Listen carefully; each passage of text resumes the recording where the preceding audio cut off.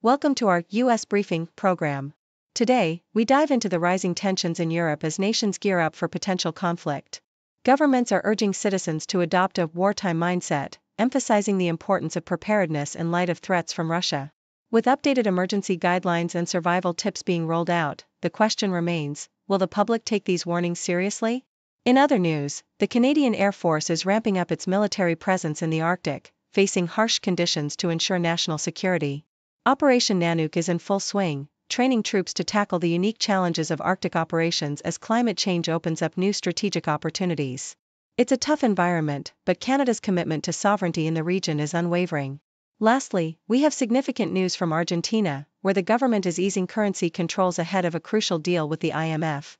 This major policy shift allows the peso to fluctuate more freely, aiming to boost investments and stabilize the economy. As they navigate potential market volatility, all eyes will be on how these changes impact Argentina's financial future. Please stay tuned for more detailed coverage. CNN reports that Europe is increasingly preparing its citizens for the possibility of war, driven by the escalating threat from Russia. Nations like Germany and Sweden are issuing survival guides and urging citizens to stockpile essential supplies for emergencies. The European Commission's guidance emphasizes the importance of developing a culture of preparedness, while NATO Secretary-General Mark Rutte has called for a shift to a wartime mindset. As tensions rise, particularly following Russia's actions in Ukraine, individual countries are implementing specific measures, such as Germany's updated defense directives and Sweden's survival pamphlet, which includes advice on seeking shelter during air raids and dealing with nuclear threats. However, experts express concern about whether citizens will take this guidance seriously, especially in regions less familiar with the specter of war. South China Morning Post highlights Canada's efforts to bolster its military presence in the Arctic, a region that has become increasingly strategic due to climate change and the melting of ice, which opens up new routes and resources. Canadian troops are undergoing rigorous training exercises, such as Operation Nanook, to prepare for operations in extreme cold. Colonel Darren Turner emphasizes the need to enhance capabilities to protect Canadian sovereignty against potential threats from rivals like Russia and China. The harsh Arctic conditions present unique challenges for the troops, as they must adapt to the environment, which dictates their operations. As global interest in the Arctic grows, Canada is determined to establish a strong military foothold in the region. Australian Broadcasting Corporation reports on the precarious situation faced by Afghan migrants in the United States and Pakistan, as both countries threaten deportation back to Taliban-controlled Afghanistan. The U.S. has ended temporary protected status for thousands of Afghans, while Pakistan is pushing to deport around 800,000 Afghans, citing public support for the crackdown. Many Afghans are now fleeing to avoid arrest, with community leaders noting a significant increase in the number of families leaving. Human rights advocates criticize the deportations as abusive, highlighting the dire conditions awaiting returnees in Afghanistan. The political motivations behind Pakistan's actions are also scrutinized, as deteriorating relations with the Taliban influence the government's stance on Afghan migrants.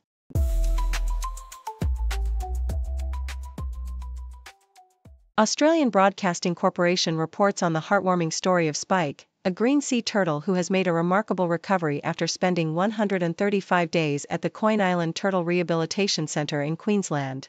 Once suffering from anemia and malnutrition, Spike has regained his health and is ready to return to the ocean, thanks to the dedicated volunteers like Meredith Fraker, who traveled from the United States to help care for the turtles.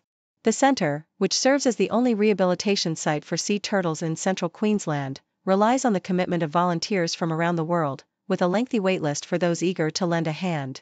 Each turtle costs the facility approximately $10,000 for care, and the volunteers play a crucial role in its operations, fostering a unique bond with the turtles, each with their own distinct personalities. Yahoo US highlights President Donald Trump's recent decision to place a 60-foot strip of federal land along the U.S. southern border under military control in an effort to deter illegal immigration. This move allows the military to detain individuals attempting to cross illegally within the Roosevelt Reservation, a historic area established for border security. Critics of the decision raise concerns about legal implications, particularly regarding the Posse Comitatus Act, which restricts the military's involvement in domestic law enforcement. As Trump continues to push for stricter immigration policies, the administration is exploring various options to enhance border security, despite reports indicating a significant decline in illegal crossings since he took office.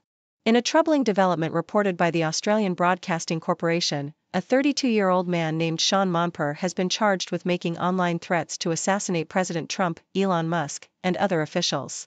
Under the alias Mr. Satan, Monper allegedly expressed violent intentions on YouTube, including comments about mass shootings and targeting government agents. The Justice Department is pursuing maximum penalties for Monper, emphasizing their commitment to addressing threats of violence against public figures. Monper's case highlights the alarming rise of online threats and the serious consequences of inciting violence in the current political climate, raising concerns about safety and security for those in positions of power.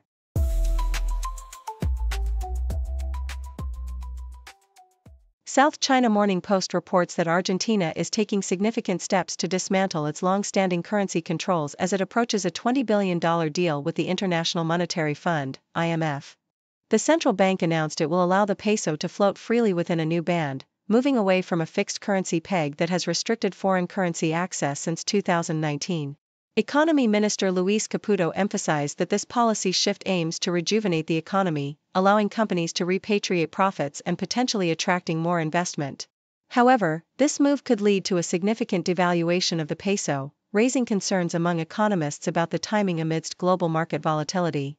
The IMF deal, which includes substantial disbursements from other multilateral organizations, is expected to help stabilize Argentina's economy and improve its currency situation.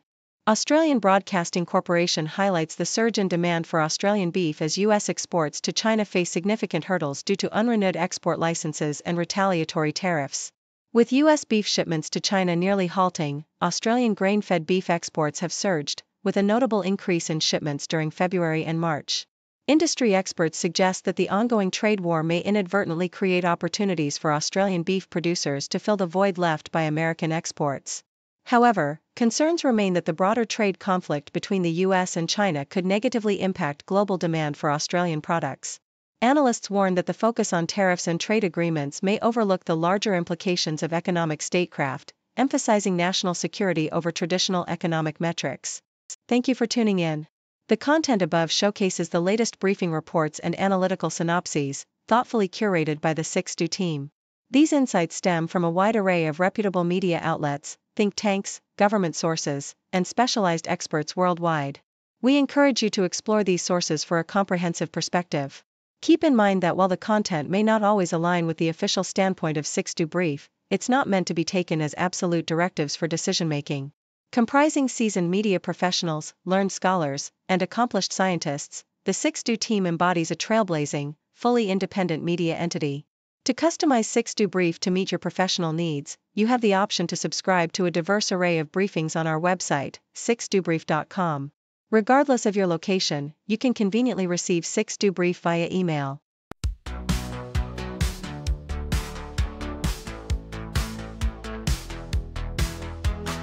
Morning coffee, fresh off the press.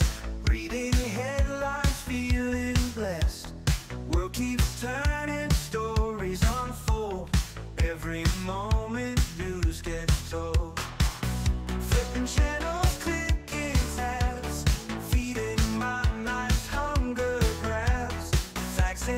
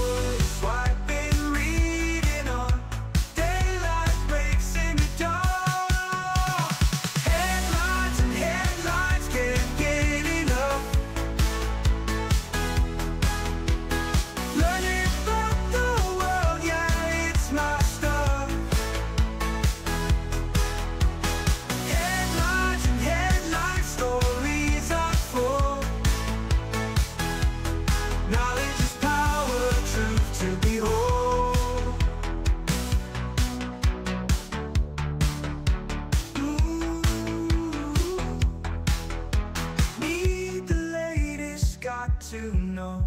Never stopping, always go. Scrolling, swiping, reading on. Daylight breaks into dawn. Headlines and headlines, can't get enough.